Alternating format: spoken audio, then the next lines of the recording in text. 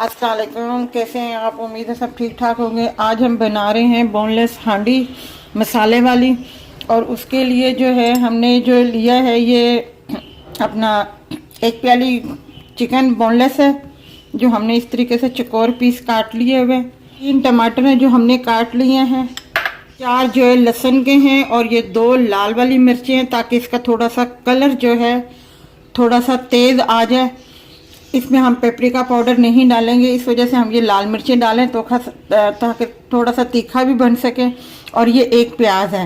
ये अपना all purpose की क्रीम भी थोड़ी सी शामिल करेंगे, दही भी शामिल करेंगे।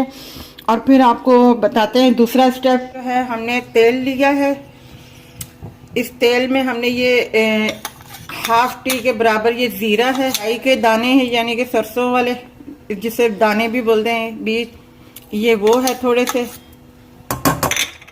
और ये मेथरे है थोड़े से, इनको हम थोड़ा सा भूनेंगे ज़रा सा। 2 लाल मिर्चें भी थोड़ी सी शामिल करेंगे। पेस्ट बनाया था हमने वो अब इसमें शामिल करना है। दही लिया है, इसमें हम थोड़ी सी 2 चम्मच के बराबर क्रीम डाल देंगे बस, और इसे मिक्स कर देंगे हम। ये अब इसका पानी थोड़ा सा कम हो गया है मसाले का।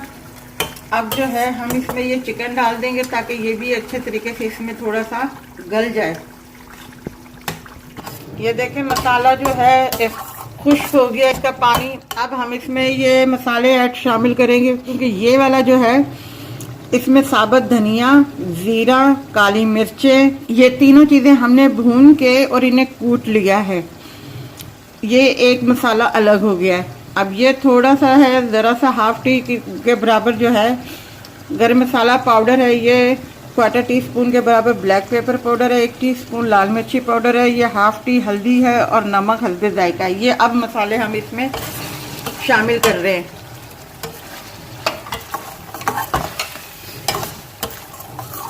नमक हस्बे जायका है। अब हनर आया है और बहुत मज़े की चटपटी जो है ये बोनलेस हांडी बनी है मसाले वाली। अब ये मसाला तैयार हो गया। अब जो है हम इसमें ये क्रीम और दही जो है शामिल करेंगे।